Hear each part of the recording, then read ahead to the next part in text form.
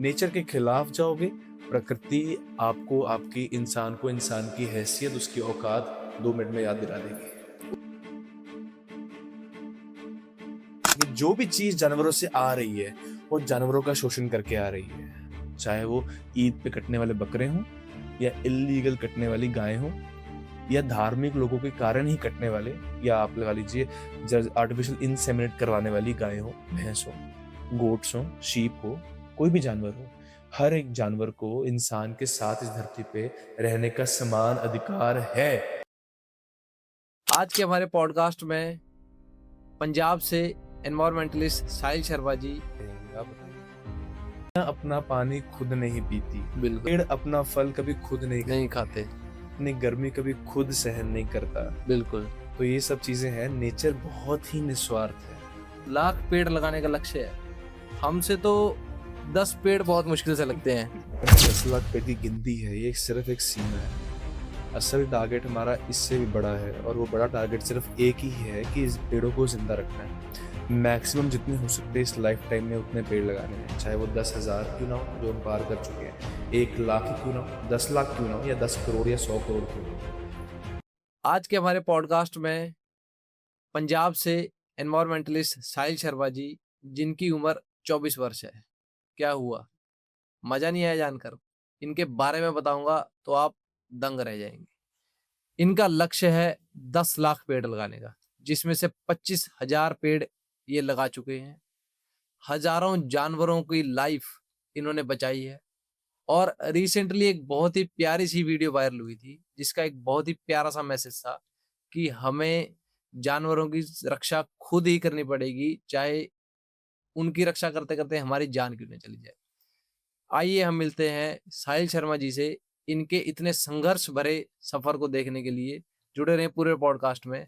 सभी को नमस्कार और बड़ों को चरण वंदनम। मिलते हैं साहिल जी से। तो साहिल जी, कैसे हैं आप? एज ऑलवेज नमस्कार आपको। तगड़े हैं, तगड़े थे, तगड़े रहेंगे। आप बताइए। तो बहुत मेरे को खुशी हो रही है कि पहले तो मैं सभी दर्शकों को बता दूं कि आज हमारे बीच पंजाब की वो शान है जिन्होंने 25,000 पेड़ लगाए हैं, और साथ में दावा है कि उसमें से 23,000 पेड़ जो हैं जीवित हैं, जीवन जी रहे हैं और हमें जीवन दे रहे हैं। तो साहिल जी, हम पेड़ों से ही शुरुआत करेंगे, क्योंकि आपका जो एनजीओ है सैल्यूट द ट्रीज, तो हम उसी से शुरुआत करेंगे कि हमें पेड़ों को सैल्यूट क्यों करना चाहिए। देखिए, जो पेड़ हैं वो जिंदगी है हमारी, बिकॉज आपको ऑक्सीजन, जो आपको एकमात्र ऐसी हवा है जो आपको जीने में सहयोग कर रही है, या कह लो आपको जीवन प्रदान कर रही है, जो आपको जीवन दे रही है, वो हमें पेड़ों से आ रही है। तो पेड़ों को हम भगवान क्यों ना माने। बिल्कुल। भगवान का अर्थ क्या है? जो हमें जीवन दे रहा है, जीवन जीवित रख रहा है, जिसके कारण हम जीवन जी रहे हैं।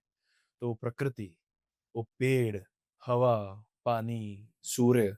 सूर्य है तो पेड़ हैं, पेड़ हैं तो साफ हवा फोटोसिंथेसिस करके अपने में से साफ हवा निकाल रहे हैं, ऑक्सीजन निकाल रहे हैं। ऑक्सीजन है तो पानी में, यानी कि हाइड्रोजन में ऑक्सीजन के मॉलिक्यूल्स मिल रहे हैं और H2O बन रहा है, यानी कि पानी पीने लायक बन रहा है, साफ जी, बन रहा है। बिल्कुल। और पानी है तो जमीन उपजाऊ है। सारा कुछ नेचर चला रही है। मैं नहीं मानता, पता नहीं कौन है वो ऊपर जो भगवान जिनको लोग मानते हैं, अलग अलग धर्म मानते हैं। मैं सिर्फ प्रकृति को भगवान मानता हूँ, बिकॉज मेरे सामने यही है जो मेरे को जीवन जीने में, आप सबको जीवन जीने में और इस पृथ्वी को चलाने में सहयोग दे रही है। बहुत आपकी सोच अच्छी है, क्योंकि आप उस भगवान को मानते हैं जिसको हम देख सकते हैं। बिल्कुल। लोग कहते हैं ना, भगवान किसने देखा? मैंने बिल्कुल। देखा है। मैं चाहता तो अपने एक नॉन एग्जिस्टिंग गर्लफ्रेंड का नाम भी लिखवा सकता था इस सिल्वर बैंगल पे, लेकिन मैंने नेचर इज गॉड और ये पंच महाभूत air water fire earth space क्यों लिखवाया? बिकॉज मैं मानता है इनको, ये मेरे को याद दिलाते हैं कि मैं इनके लिए जी रहा हूँ और इनके लिए ही मरूंगा। बहुत अच्छी विचार और बहुत अच्छे सोच है आपकी। तो हम इस पॉडकास्ट में बहुत रोमांचक बातें करेंगे और जी। बहुत कंट्रोवर्शियल भी। वाह। मगर उससे पहले हम आपके जीवन के बारे में जानना चाहते हैं कि आपके जीवन की शुरुआत कैसी है, आपका घर परिवार कैसा हाँ, जीवन बढ़िया चल रहा है। जब तक प्रकृति की छत्र छाया रहेगी, जब तक हमारी ज़मीर ज़िंदा रहेगी तब तक जीवन बढ़िया चलता रहेगा। घर परिवार बहुत अच्छा है। लोग तंग हैं, तंग इसीलिए क्योंकि मैं ज़िंदा हूँ। कौन लोग तंग हैं? मरे हुए लोग तंग हैं। मरे हुए लोग चाहते हैं, मैं इनको ज़ॉम्बीज़ बोलता हूँ आजकल के लोगों को, बिकॉज़ इनकी ज़मीरें मर चुकी हैं।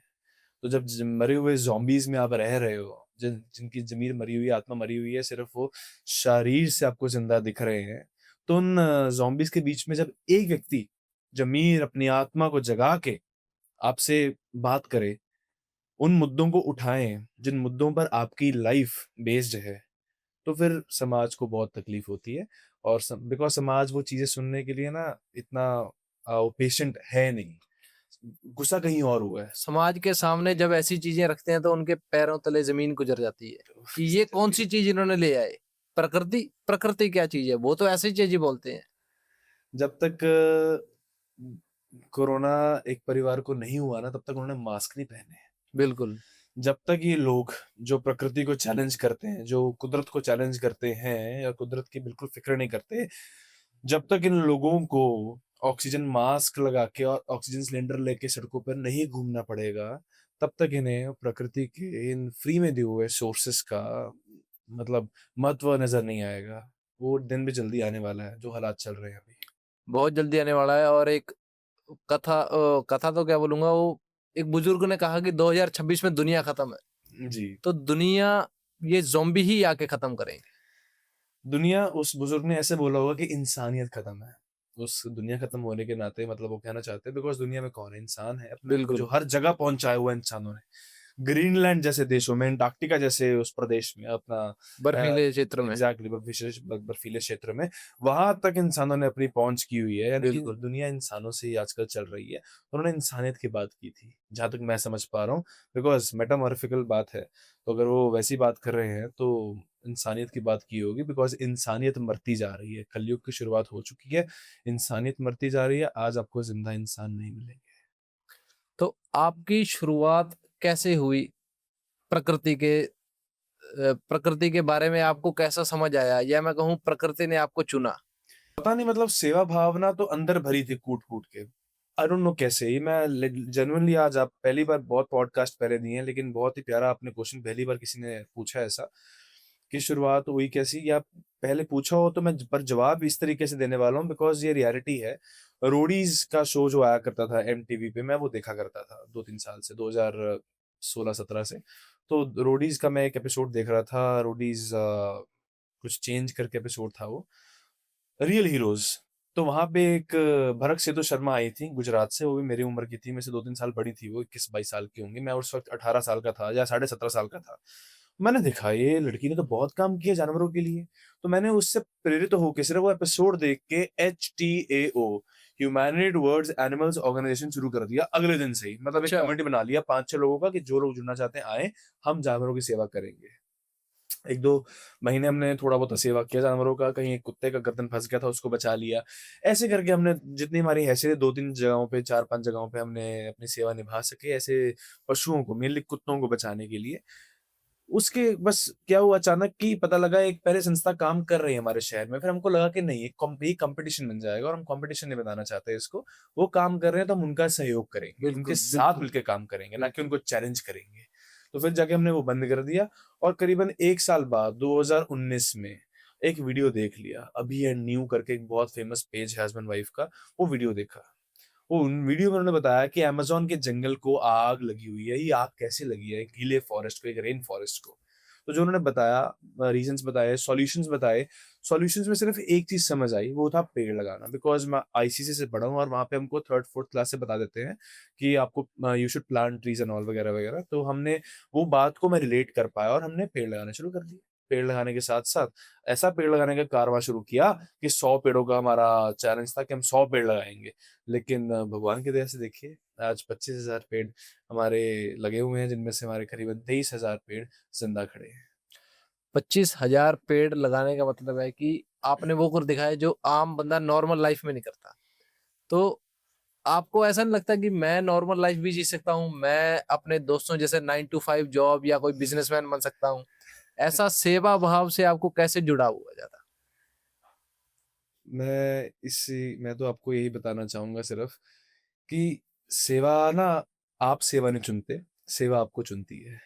तो इस सेवा ने, उस कुदरत ने मुझे चुना इस काम के लिए, बिकॉज़ हर व्यक्ति वो हिम्मत नहीं कर पाता प्रशासन से लड़ने की, या आप लगा लीजिए पॉलिटिशियन से लड़ने की। आप एमएलए के खिलाफ हल्का-सा बोल दो, वो आपके पीछे पड़ जाएँगे। बिल्कुल, कुछ बिल्कुल। ना कुछ त्रुटि, कमी वो ढूँढेंगे, कहीं न कहीं इसको पकड़ूँ मैं, कि इसने क्योंकि कहाँ-कहाँ गलत किया। क्योंकि हर इंसान ने कभी न कभी कोई गलती की होती है। कभी नासमझी से, कभी समझदारी से। कभी जानबूझ के भी। बिल्कुल, पर हमारी ये शुरू से आदत रही है कि जब तक हमको सुध-बुध जब से हमको मिला है 5-6 साल से, कि हम उस कॉन्शियसनेस के साथ जो जी रहे हैं कि हमने प्लास्टिक यूज़ नहीं करना, सिंगल यूज़ प्लास्टिक, उसको फेंकना नहीं है सिंगल यूज़ प्लास्टिक को कहीं पे, पेड़ लगाने हैं, पेड़ कटने से बचाने हैं, पशुओं की सेवा करनी है। ये कॉन्शियसनेस है, ये हर किसी की चेतना नहीं जागती, जो हमारी जाग गई थी कुछ सालों पहले, तभी हमें लगा कि हाँ, अब पेड़ लगाना है। अब वो 9 टू 5 वाली नौकर वाली जॉब नहीं करनी कहीं पे, अब खुद का मालिक खुद बनना है।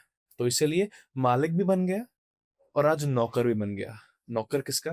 प्रकृति का। बिल्कुल, उनकी सेवा कर रहे हैं, वो हमारी मालकिन है, और हमारी मालकिन को कोई हाथ डालेगा, पेड़ों को हाथ कोई लगाएगा, तो हाथ काटने पड़ जाएँ, काट देंगे। बिल्कुल। दर्शकों को मैं कहना चाहूँगा कि दुनिया में 2 ऐसी चीज़ें हैं, एक पैसा और एक प्यार, जिससे आप दुनिया जी सकते हैं। मगर तीसरी चीज़ जो है, वो साहिल भाई हमारे कर रहे हैं, सेवा भाव दिखा के, जिससे दुनिया के दिलों को जीता जा सकता है। तो 10 लाख पेड़ लगाने का लक्ष्य है। हमसे तो 10 पेड़ बहुत मुश्किल से लगते हैं। आपको सच्चाई बता रहा हूँ, मज़ाक की बात नहीं। जी, जी, जी, जी। 10 लाख पेड़ लगाने का लक्ष्य है, उसमें से 25,000 पेड़ आप लगा चुके हैं। जी। तो कैसे संभव हो रहा है ये? ये जो लक्ष्य है ना, 10 लाख पेड़ की गिनती है, ये सिर्फ़ एक सीमा है। असल टारगेट हमारा इससे भी बड़ा है, और वो बड़ा टारगेट सिर्फ़ एक ही है कि इस पेड़ों को ज़िंदा रखना है। मैक्सिमम जितने हो सकते हैं इस लाइफ टाइम में उतने पेड़ लगाने हैं, चाहे वो 10,000 क्यों ना हो जो हम पार कर चुके हैं, 1 लाख ही क्यों ना हो, 10 लाख क्यों ना हो, या 10 करोड़ या 100 करोड़ क्यों ना हो। हमें अब टारगेट सिर्फ वो वीडियोस के लिए होता है, हम कह देते हैं कि 10 लाख पेड़ लगाने का अब मैं ए टारगेट। 1 मिनट आपको कट करूँगा। जी। मैंने कई वीडियोज़ देखी हैं ऐसी कि आप हमें फ़ॉलो करो, हम आपके नाम का 1 पेड़ लगाएँगे। साहिल भाई की एक भी ऐसी वीडियो मिल जाए ना, तो ये पॉडकास्ट को डिलीट कर दूँगा मैं। साहिल भाई की कोई ऐसी वीडियो नहीं है। क्यों जी? ठीक कह रहे हैं हम? जी, बिल्कुल, ऐसी वीडियो नहीं है। हाँ, हमने ये ज़रूर किया है कि अपने नाम वहाँ पे कमेंट बॉक्स में लिख के दीजिए, हम फिर आपके नाम का पेड़ लगाएँगे। बिल्कुल, बिल्कुल। फ़ॉलोअर्स के चक्कर में साहिल भाई नहीं पड़े हैं। इनका मेन जो मकसद है, मैं बोलूँगा प्यार है इनका, वो प्रकृति की तरफ है। माएँ, प्रकृति हमारी माँ है, भारत हमारी माँ है, पूरी दुनिया हमारी माँ है, तो इसमें हम जितना उनको दे सकें, उतना हमारे लिए अच्छा है। लेना हर कोई जानता है, संसार से लेता हर कोई रहा है, बिल्कुल, वापस किसी ने दिया नहीं है। और बिल्कुल, जो लोग दे रहे हैं, समाज को थोड़ी-सी उनकी चिंता कर लेनी चाहिए, उनको दुश्मन नहीं समझना चाहिए, दोस्त समझ के चलना बिल्कुल। चाहिए। एक गीत है बहुत सुंदर और बहुत ही अच्छा कि देश हमें देता है सब कुछ, वाह! हम भी कुछ देना सीखें। वाह! नदियाँ नया जीवन देती आय हैं। हाय! ऐसी कुछ करके लाइनें हैं, मैं आपको बता दूँगा। मगर जो इसकी मेन लाइन है ना, जी, जी, जी। वो हमें रटनी चाहिए कि देश हमें देता है सब कुछ, हम भी कुछ देना सीखें। वाह! वाह! बिल्कुल, देश, प्रकृति सब एक है। प्रकृति, देखिए, नदियाँ अपना पानी खुद नहीं पीती, बिल्कुल, है ना जी? पेड़ अपना फल कभी खुद नहीं नहीं खाते। खाते। तो सूरज अपनी गर्मी कभी खुद सहन नहीं करता। बिल्कुल, तो ये सब चीज़ें हैं, नेचर बहुत ही निस्वार्थ है। मैं बहुत बहुत इसको हलीमी के साथ, हम्बलनेस के साथ ये बात बोल रहा हूँ। प्लीज़ नेचर को समझिए। नेचर का नेचर की हैसियत बहुत है। जब नेचर को जिसने चैलेंज किया, इंसानों ने चैलेंज किया नेचर को, कैसे? पॉपुलेशन बढ़ा के। पॉपुलेशन इतनी बढ़ी हमारी, इंडियंस की पॉपुलेशन तो इतनी बढ़ गई, कोविड ने आके कंट्रोल कर दिया पॉपुलेशन को। बिल्कुल, उसी बिल्कुल, प्रकार हर साल बाढ़ आती है, सूखा पड़ता है कहीं न कहीं, जंगलों में आग लगती है। पॉपुलेशन कंट्रोल नेचर करना जानती है। आप नेचर को अगर नेचर के खिलाफ जाओगे, प्रकृति आपको, आपकी इंसान को इंसान की हैसियत, उसकी औकात 2 मिनट में याद दिला देगी। उसके समय से पहले दिखा देगी हमें बिल्कुल। वो। क्योंकि हर इंसान का समय प्रकृति तय करती है। बिल्कुल, अगर आप प्रकृति को छेड़ोगे तो वो आपका समय नज़दीक ले आएगी। बिल्कुल नज़दीक ले आएगी। अब मैं हट्टा-कट्टा एकदम जी रहा हूँ, वीगन हूँ, कुछ ज़्यादा खाता नहीं हूँ बाहर का, और आप लगा लीजिए दूध की बनी सब चीज़ें त्यागी हुई हैं, सब एनिमल प्रोडक्ट्स त्यागे हुए हैं। शाकाहारी जीवन, शुद्ध शाकाहारी जीवन, कोई एनिमल प्रोडक्ट मैं यूज़ नहीं करता। तगड़ा हूँ? क्यों? प्रकृति, वो ब्रह्मचर्य, प्रकृति की पावर, वो हमारे अंदर है।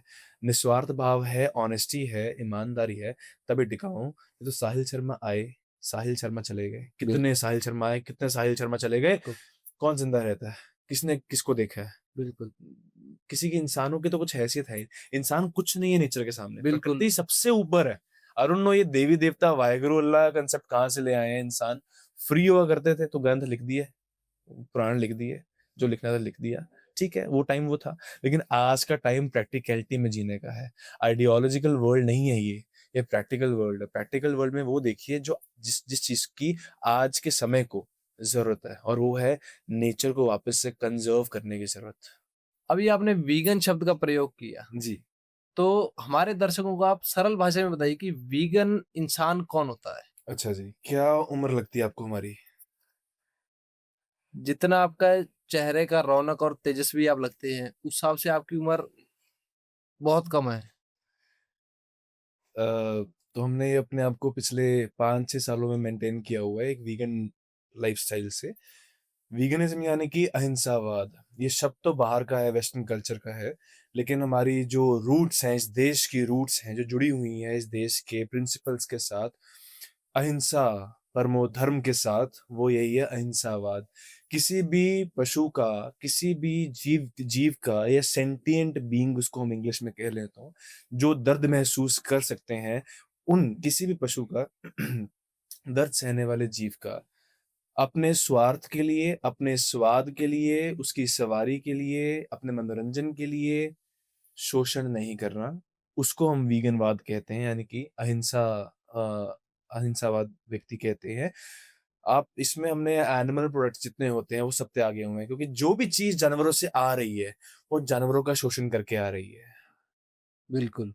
जिस प्रकार दूध, दही, मक्खन, पनीर हम रज रज खा रहे हैं, लेकिन हमने कभी ये सोचा? मैं आपसे सवाल करना चाहूंगा वापस, सुधांशु जी।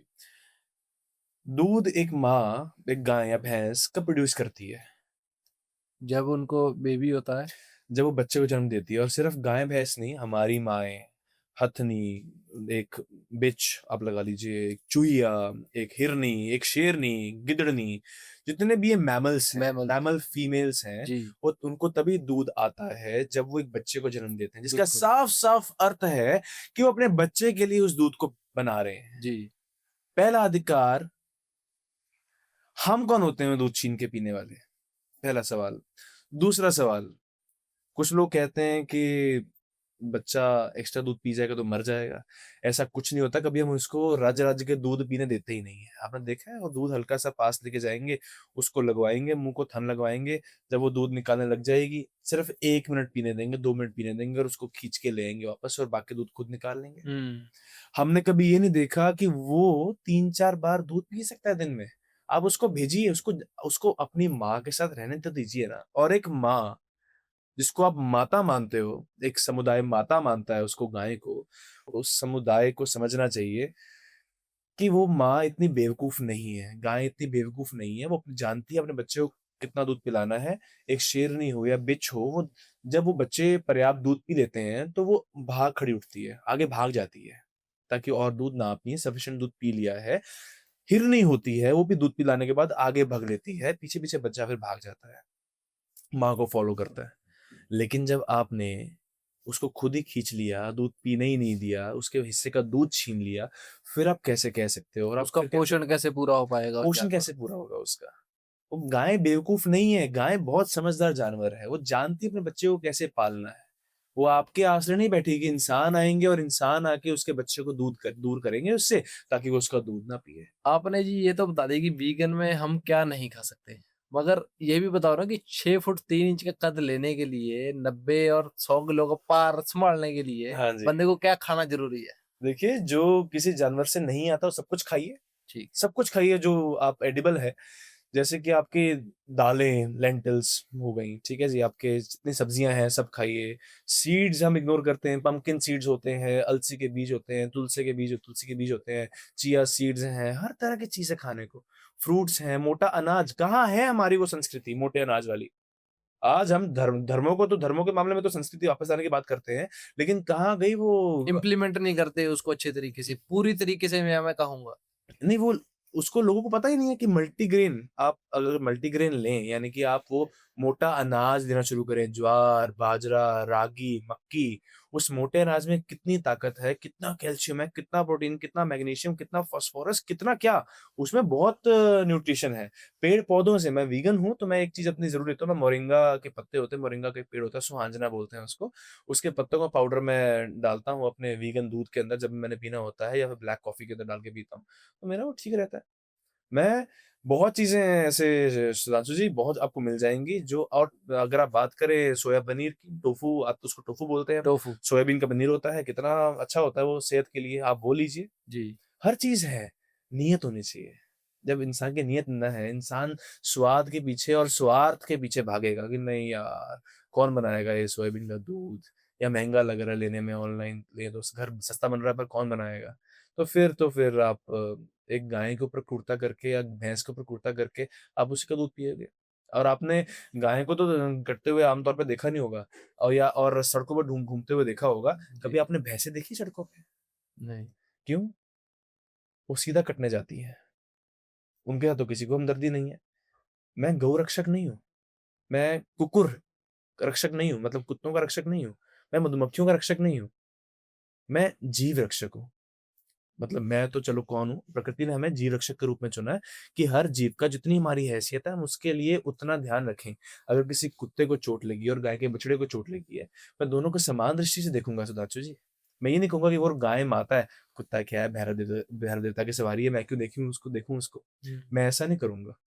दोनों को दर्द के मामले में इंसान और जानवरों में, जीवों में कोई फ़र्क नहीं है।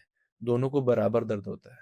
चाहे वो ईद पे कटने वाले बकरे हों, या इल्लीगल कटने वाली गाय हो, या धार्मिक लोगों के कारण ही कटने वाले, या आप लगा लीजिए जज आर्टिफिशियल इंसेमिनेट करवाने वाली गाय हो, भैंस हो, गोट्स हो, शीप हो, कोई भी जानवर हो। हर एक जानवर को इंसान के साथ इस धरती पे रहने का समान अधिकार है। कोएग्जिस्टेंस, वसुधैव कुटुंबकम हमारी संस्कृति रही है, पर उसको फॉलो नहीं किया जा रहा। सरकारें आती हैं, बोलबाला करती हैं, वोट माँगती हैं इनके नाम पे, गौ माता के नाम पे, चली जाती हैं। किसको क्या लेना-देना? बदनाम कौन होते हैं? ऑन ग्राउंड काम करने वाले हम जैसे लोग, वो गौ रक्षक, उन पे पर्चे होते हैं बेचारों पर। हम पे दिक्कतें आती हैं ऐसे, इल्लीगल जानबूझ के हमको फँसाने की कोशिश की जाती है। क्यों? क्योंकि हम ऑन ग्राउंड काम कर रहे हैं, हम सरकारों का एजेंडा जानते हैं, हम उनको फँसा सकते हैं, हम उनको नेकेड कर सकते हैं, उनके कपड़े उतार सकते हैं। वो नौकर है हमारे, पर आम जनता वही ज़ॉम्बी बनी हुई है, मरी हुई है। आम जनता उनको मालिक बना के बैठी हुई है। उस एमएलए को, उस एमपी को, उस ऑफिशियल को, उस एसडीएम, उस डीसी को, जो नौकर है, जिसको चुना गया है, या वो चलो अपनी पढ़ाई से आए हैं, पर वो है नौकर है। मालिक बने हुए हैं, बड़ी गाड़ियों में आ रहे हैं, हँसदेव में जंगल काटा जा रहा है। सर्दियों में भी हमने पेड़ लगवाए हैं और चले भी हमारे पेड़ मैक्सिमम चले हैं। लेकिन जो चीज़ सही है ना, आज लगता है कि प्रकृति बहुत कुछ दे रही है वापस और देगी। जो भैया बात कर रहे हैं, उसके साथ-साथ हम इसमें 1-2 क्लिप्स भी आपको बीच में ऐड करेंगे। साथ ही जो इन्होंने पहला जो जंगल बनाया था, उसके बाद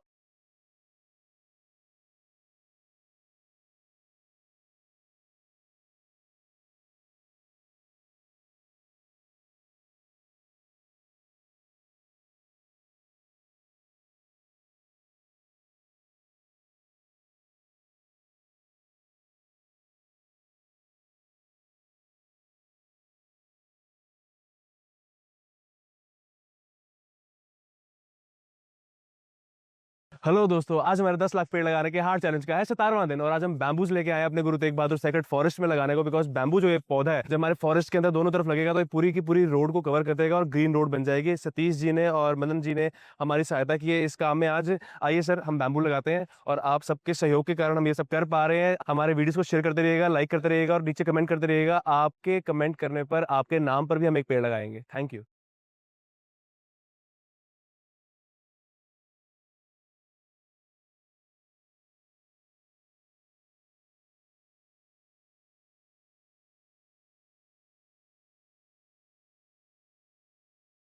बाद उसको कैसा सजाया है, कितना सुंदर बनाया है।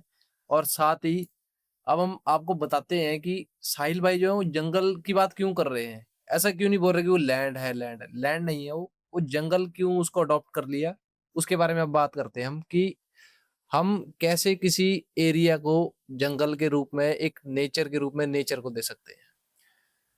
हम टाई अप करते हैं लोकल म्युनिसिपैलिटीज के साथ और शामलाट जो सरपंच वगैरह होते हैं उनकी शामलाट जमीन के लिए कि आपके पास अगर जमीन है कुछ तो आप हमें दे सकते हैं इन द सेंस कि उसके ऊपर मता पास करवा सकते हैं, अग्रीमेंट साइन होगा कि ये जमीन जो आप हमें दे रहे हैं जंगल बनाने के लिए, इस पे पौधे लगाने के लिए, एक माइक्रो फॉरेस्ट क्रिएट करने के लिए, एक मिनी जंगल, उसके लिए एग्रीमेंट साइन होता है और लास्ट में मता पास होता है जिसमें लिखा जाता है कि यहाँ पे जैसे एक मंदिर गुरुद्वारे के रूप में अगर आपने कोई जगह दान की हो वहां बनाने के लिए एक धार्मिक स्थल, तो वो अनंत काल तक वैसे के वैसा रहेगा। द सेम वे हम भी उनसे लिखवाते हैं कि जो जमीन है जब हमें दे रहे हैं जंगल डेवलप करने के लिए, एक माइक्रो फॉरेस्ट डेवलप करने के लिए, ये जमीन वैसी की वैसी जंगल के रूप में ही सिरजेगी अनंत काल तक। बिकॉज ये सिर्फ एक जंगल नहीं है, ये एक जीवित प्रणाली है, उस वो इकोसिस्टम है जिसके अंदर हजारों लाखों जीव जंतु रहने वाले हैं।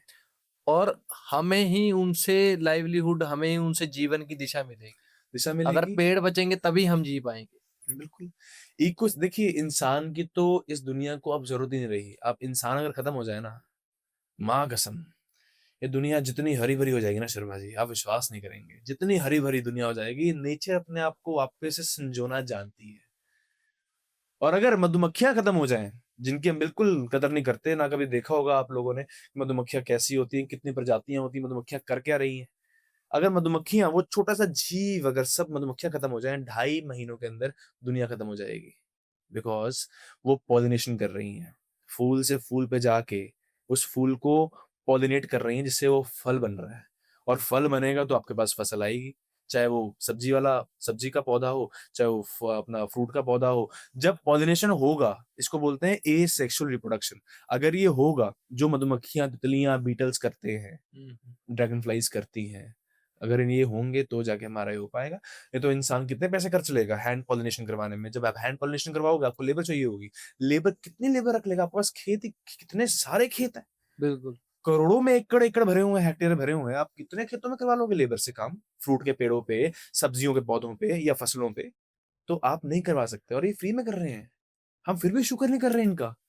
मतलब कितनी शर्मनाक बात है इंसान की कि इंसान के लिए कोई जीव फ्री में काम कर रहे हैं और आप उनके फ्री में काम करने की वजह से आप जिंदा हो, इंसान जिंदा है और इंसान फिर भी कदर नहीं कर रहा। इंसान को अच्छा ही नहीं लग रहा। मैंने शहद के लिए जबरदस्ती, मैं आपको दिखाऊंगा वीडियोस कैसे मैंने लोग पकड़े हैं जो शहद के लिए, जंगली मधुमक्खियां होती हैं, wild life protection act 1972 allow नहीं करता आपको। तोड़ा है? किसका, कहाँ से? ये पीपल के पेड़ से। आपको पता है सरकारी पेड़ों के ऊपर से अगर कोई छत्ता तोड़ता तो उसके लिए परमिशन चाहिए होती है आपको तो कमेटी की। करनी आपने चाहिए। बकवास नहीं करनी मेरे सामने फालतू। नहीं सर, अब ऐसे थोड़े। परमिशन लेके तोड़ा है क्या? हाँ भाभी। कहाँ की परमिशन किससे ली है? कहते हैं। तड़ तो लिया परमिशन जी? नहीं नहीं हाँ जी। तो ये पाजी आप इसी से पूछा है पाजी। सरकारी जगह पे आप कोई भी ऐसे ये मधुमक्खियों का घर है, जब तक उन्हें छेड़ो ना तब तक वो कुछ नहीं कहती। मैं सांप बचाता हूँ, मैंने कोड के लिए मैंने पता नहीं क्या क्या बचाया, तुम विश्वास भी नहीं कर सकते। ये सर है। ठीक है, मेरी सुनो बात ध्यान से। तुम उनका घर, वो मर रही है वहां पे, तड़प रही है, वो अपने लिए खाना बनाए, है ना वीर? गल सही नहीं मेरी? कि आप किसी भी जंगली मधुमक्खी के शहद के छत्ते को तोड़ो, वो हिंसा है, क्रूरता है, आप नहीं उसका हैबिटेट खराब कर सकते। हाँ, आपको तकलीफ है, एक्सपर्ट्स आएंगे अगर हो वहां उस शहर में, वो आके ध्यान से छत्ते को उतार के विद मधुमक्खियां किसी चीज में डाल के ले जाएंगे और कहीं और जगह छोड़ आएंगे। वहां पे वो अपना छत्ता वापस डेवलप कर लेंगी। वो शहद उस मधुमक्खी का खाना है जो सर्दियों के लिए वो बना रही है, और हम वो खाना छीन लेते हैं। हाँ, एज ए मेडिसिन मैं सोचता हूँ कि चलो ठीक है, लेकिन अपने स्वाद के लिए इतनी जरूरत पड़ेगी शहद की? जो न्यूट्रिएंट्स उसका जिसके अंदर है, वो न्यूट्रिएंट आपको और चीजों से मिल जाएंगे। मेरा 6 फुट 3 इंच मेरा कद है, ठीक है जी, 90-85 किलो मेरा भार है। मैं हट्टा कट्टा जी रहा हूँ 5-6 साल से। कैसे? एक वीगन लाइफस्टाइल पे, एक अहिंसावादी लाइफस्टाइल पे। तो एक लास्ट क्वेश्चन था मेरा, जी जो जनरल है, बहुत ही जनरल, जी कि एक होते हैं बायोडिग्रेडेबल वेस्ट, जी। एक होते हैं नॉन बायोडिग्रेडेबल वेस्ट। तो हमें क्या जो प्रकृति में समा जाते हैं वो कूड़ा फेंकना चाहिए? फेंकना नहीं चाहिए। पहली बात, आप उसको फेंक कहाँ से रहे हैं? आप घर पे हैं, घर पे आपका कूड़ा वेस्ट जा रहा है, मतलब वो छिलके सब्जियों के वो हैं, फ्रूट से छिलके हैं, वो अगर आप प्रोड्यूस कर रहे हो, तो उसको आप कंपोस्ट कीजिए घर पे ही बाल्टी लेकर, बाल्टी में साइड पे छेद करके रोज के रोज उसको फेंकिए बाल्टी के अंदर। पहले एक लेयर मिट्टी की बिछा के, इसको हम होम कंपोस्टिंग बोलते हैं, और मिट्टी की एक लेयर बिछा के बिल्कुल बेस पे उसके ऊपर सब छिलके फेंक दीजिए। फेंक दिए वेस्ट, 2 दिन का मैटर फेंक दिया, उसको ऊपर से कवर कर ताकि मक्खियाँ ना आए। 2 दिन बाद उसको पत्तों से कवर कर दीजिए, पत्तों पे एक पतली लेयर कवर कर दीजिए ताकि सिर्फ पत्तों से वो कवर दिखे, पर एक मोटी लेयर ना हो। फिर ऊपर हल्की सी मिट्टी और डाल दीजिए या खाद डाल दीजिए, पहले से बनी हुई खाद, और उसको फिर एक बार फ्रूट की लेयर फेंक दो। और समय के साथ-साथ आपको बाल्टी भरती नज़र आएगी, लेकिन वो भरते-भरते दबती जाएगी, क्योंकि अंदर वो डिकम्पोज़ होता जाएगा। मिट्टी से जो चीज़ निकली है, पेड़, उस पेड़ ने, पौधे ने जो प्रोड्यूस किया है, देखिए नेचर से जो चीज़ आ रही है, वो नेचर में वापस जाने की क्षमता रखती है। ये पील्स, फ्रूट्स, वेजिटेबल्स सब नेचर से आ रहे हैं, तो वापस नेचर में जा सकते हैं, घुल-मिल सकते हैं कंपोस्ट के रूप में, खाद के रूप में। और वही खाद कितनी महँगी मिलती है? ₹100 किलो, ₹200 किलो। तो आप लीजिए, वेट बनाइए, घर बनाइए। रास्ते में आप कहीं ट्रैवल कर रहे हैं, आपको दिखता है कि आपके पास एक छिलका है केले का, डस्टबिन नहीं है आस-पास, साथ में आपको ले जाने में कोई जगह नहीं है, चीज़ नहीं है कि इसको साथ कैसे लेके जाएँगे? तो उस वक़्त पे आप एक चॉइस ले सकते हैं कि आस-पास कोई घास वाली जगह हो, या ट्रेन सफ़र कर रहे हैं, आपको दूर दिखे घास वाली जगह है, खेत वाली जगह है, जंगल वाली जगह है, तो दूर फेंकिए उसे। दूर भी क्यों फेंकना है? एक तो वो अंदर जाएगी बिल्कुल मिट्टी तक, जाके वहाँ डिकम्पोज़ होगा, पर दूर फेंकने का, वो तो डिकम्पोज़ तो यहाँ पे भी हो सकता है पास फेंके तो, पर दूर फेंकने का एक रीज़न है। आप हैं पढ़े-लिखे, आप में सिविक सेंस है, तभी आपने इसको कंपोस्ट करने का, इसको डिकम्पोज़ करने के बारे में विचार तो किया कि चलो बाहर फेंकूँगा, डिकम्पोज़ हो जाएगा। पर अनपढ़ बंदा, या जो लो सिविक सेंस वाले लोग हैं इस देश में, वो अगर आपका केले का छिलका फेंका हुआ देख लेंगे, वो ये नहीं देखेंगे उनके हाथ में प्लास्टिक है या छिलका है या क्या है, वो भी फेंकेंगे वहाँ पे। वो कहेंगे एक जगह कूड़ा है, तो इसी को कूड़ादान बनाओ, उस जगह को।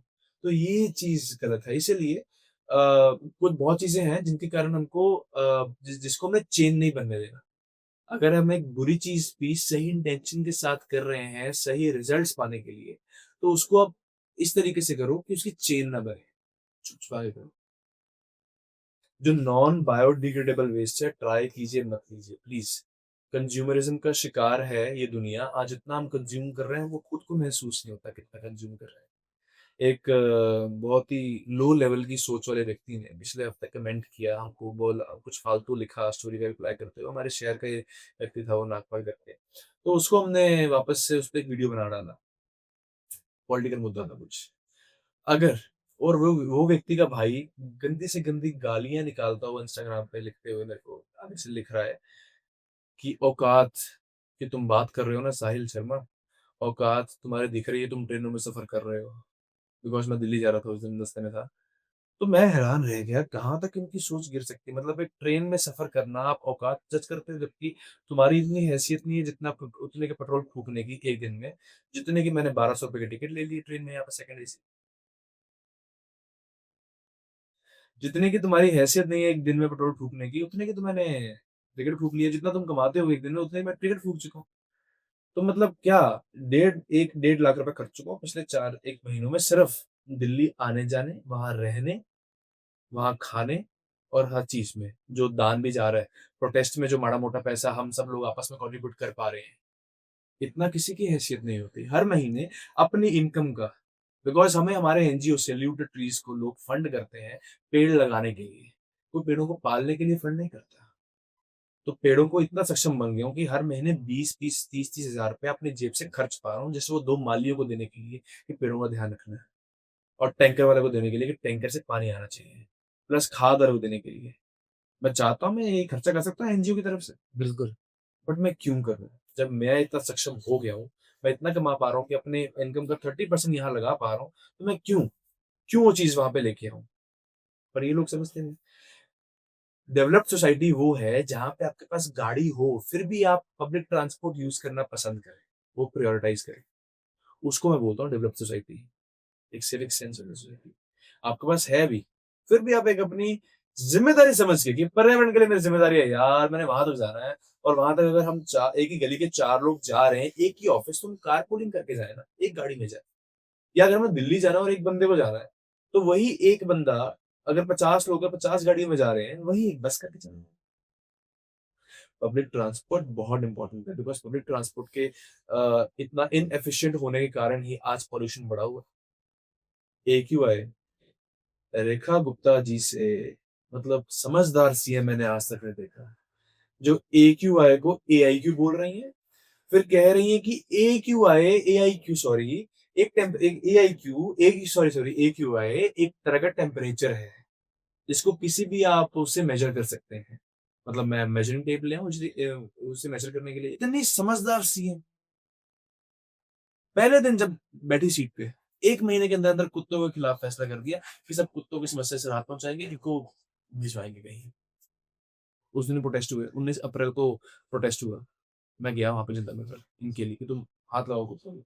वो पहली बार था, हमको तभी दिख गया था कि इनकी इंटेंशन कहाँ जा रही है सरकार की। और वही हुआ। अब जज साहब के माध्यम से इन्होंने खेल खेल लिया, वोट चोरी के मुद्दे को दबाने के लिए, भटकाने के लिए लोगों को। मैं किसी पॉलिटिकल पार्टी का समर्थन नहीं करता, बिल्कुल नहीं करता। मेरा सिर्फ एक ही, मैं नोटा को वोट करता आया तो मेरा पहला वोट 2019 में बीजेपी को था। धर्म का मैं अंधभक्त बन चुका था उस वक्त पे, लेकिन जब से मैंने धर्म छोड़ा, इंसान का बनाया धर्म छोड़ा और भगवान का बनाया इंसानियत वाला सबसे बड़ा धर्म है वो फॉलो करना शुरू किया, बस तब से दुनिया बदल गई। आज इंसान हूँ, हिंदू सिख मुसलमान ईसाई नहीं हूँ, इंसान हूँ।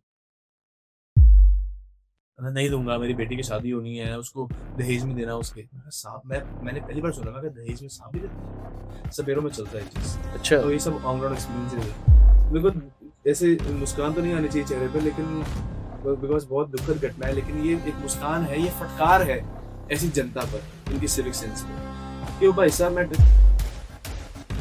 सबकी नॉलेज रखना पड़ता है, तो जाके आपको शायद लाखों में एक को ऐसी अपॉर्चुनिटी मिलती है। बिल्कुल, अपॉर्चुनिटी मिल रही है, अपनी सेवाएं पूरी निभाएंगे, बिकॉज लोग और डिपार्टमेंट तक विश्वास करते और आप वो लाखों में एक हैं साहिल शर्मा जी। हैं। दास, पृथ्वी के दास हैं। उसको मैंने अपने एक प्लास्टिक के डब्बे में उसको चिपकाया, तितलियों को, बीटल्स को, ड्रैगन फ्लाई को चिपकाया। मैं आपको फोटो भेजूं। डेयरी फार्म्स में और कुछ गौशालाओं में क्या हो रहा है, दो चीजें होती हैं, इसको बोलते हैं जी। खबर आई थी एक व्यक्ति से, हमारे दोस्त ही हैं वो कहते हैं कि यहाँ पर मीट मार्केट, राजपुरा के मीट मार्केट में एक ये है, हम इको वॉरियर्स कहते हैं अपने आप को, जितने भी हम लोग हैं जो प्रकृति के